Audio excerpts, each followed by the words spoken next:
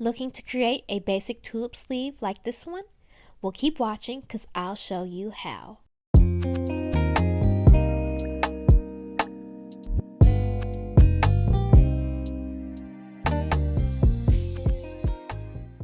Hello everyone, this is your girl, Serifically Sarah, and in this video, I'll be showing you how I made this basic tulip sleeve pattern. Here are the supplies needed. For this tutorial, you'll already have to have a basic sleeve pattern.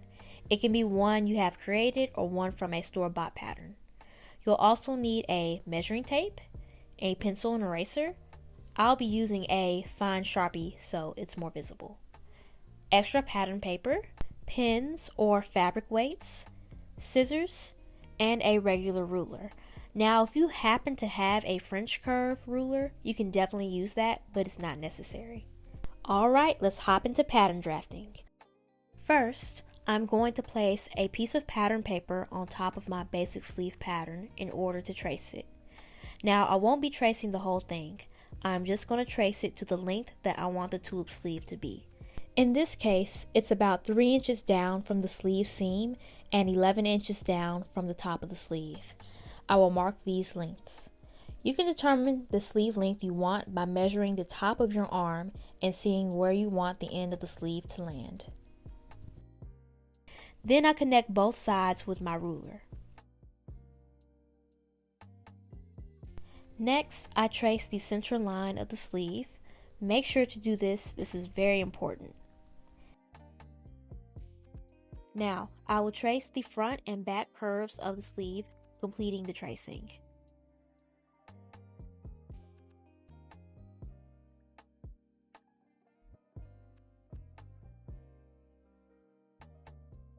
I like to also mark which side is the front of the sleeve with an arrow or a notch. Okay, now I'm removing the basic sleeve underneath, which we'll no longer need, and I'm folding inward the rest of the pattern paper that was hanging off the table. The piece I cut was too long, but that worked out because we'll end up tracing this again.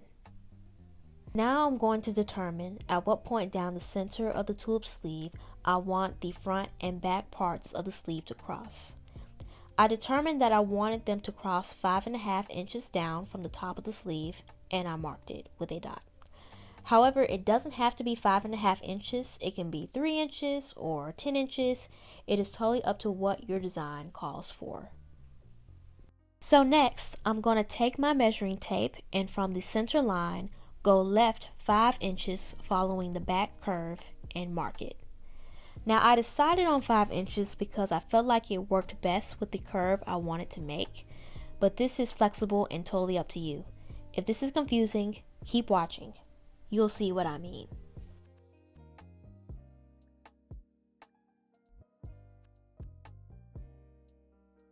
From the center line, go right 5 inches following the front curve and mark it. To make it easier, I am labeling the dots with numbers 1 through 5. So I'll be connecting dots 1, 2, 3, and 4 to 5. I'm going to do this by using my French curve.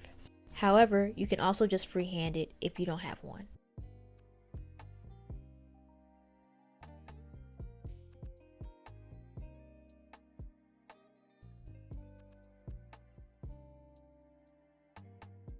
Alright, here's what it looks like. I am labeling which pieces are the front and back and Xing out this bottom triangle section because it is not needed. Before I get to cutting, I need to trace either the front or back piece of the tulip sleeve that I created. It doesn't matter which one. I'm going to turn this over to the other side. Remember, the paper piece I cut out was too long, so I folded it. I am now going to trace one of the pieces, which ended up being the back piece. You can also just cut another piece of pattern paper and lay it on top to trace. I'm just doing it this way because it was easier for me.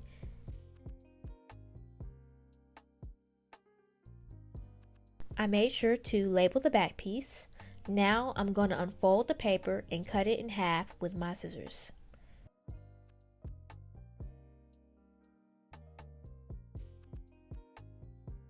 here's the back piece that I just traced. Okay, let's pause real quick. I just remembered something. So I do not add seam allowance to my patterns. I actually add them as I'm cutting out the pattern on the fabric later. However, you can definitely add seam allowance right now to the patterns before cutting them out. And that can be a 1/2 inch, 5/8 inch, or however you'd like it. If you're using a tulle or mesh fabric that doesn't need to be hemmed or finished, then you don't need to add seam allowance to the inner parts of the sleeve pieces. Okay, play. Now I just need to cut the front piece out from the initial tracing that I started with.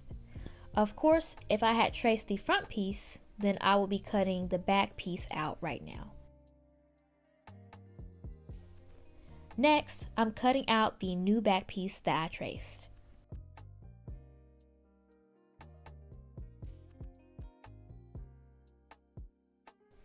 Once that's cut out, I'm going to grab the front piece and place it on top of the back piece, matching the center lines, and pin them together.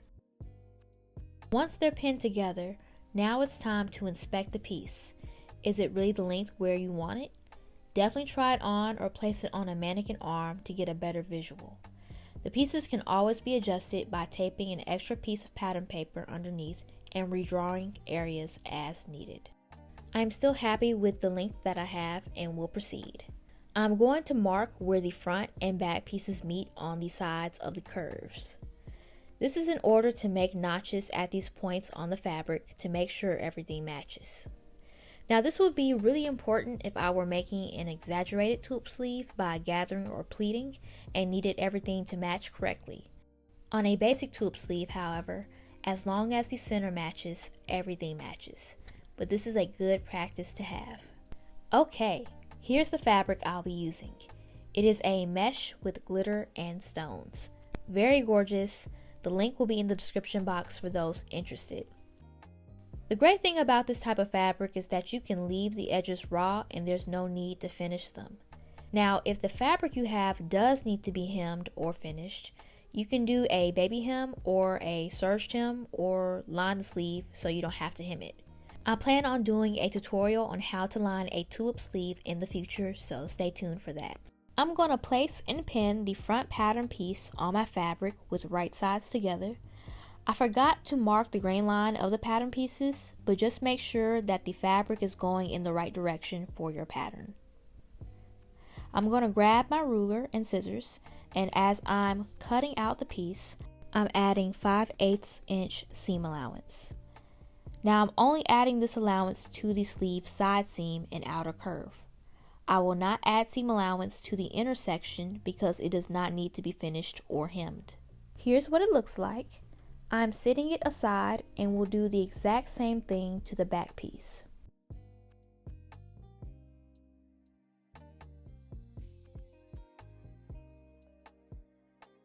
Okay, here are both pieces. Now it's time to make notches or cuts. I'm going to take the back piece and make a notch or cut at the center point of the sleeve. I'm also going to make a notch or cut at the mark on the curve that I made earlier. The notches or cuts don't need to be that deep. They will be used to make sure the front and back pieces match correctly. Repeat on the front piece.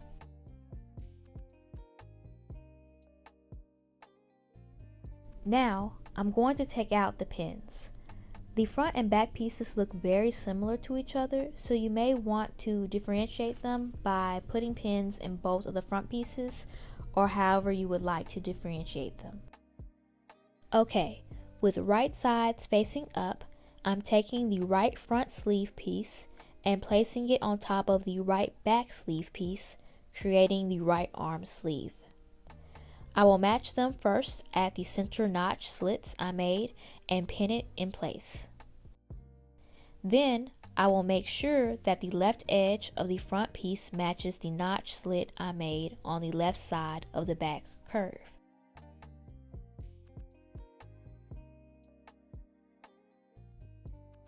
I will also make sure that the right edge of the back piece matches the notch slit I made on the right side of the front curve and pin it. I will repeat the exact same process on the left sleeve, which I did off camera. Now to hold the pieces together, I will place a basting stitch about 1/8 inch away from the top edge. I will also sew the sleeve seam together at 5/8 inch seam allowance. My apologies because I did not end up showing this on camera, but again, it is just a simple basting stitch at the top of the sleeve to hold them together, and I sewed the sleeve seam together. Once I finished doing that, I pinned and sewed my sleeves into the dress I was creating. I sewed the tulip sleeves in just like a basic sleeve. Now, if anyone would like to see a tutorial on how I sew in a sleeve, please drop a comment below and I will make that happen. And here's what the tulip sleeve looks like sewn on. So very pretty and so light. And here's a look again of the tulip sleeves on my client. Thank you all so much for watching. If you have any of your own tips and tricks on making a tulip sleeve, please comment below. I really do hope that this tutorial was helpful to you all. Until next time.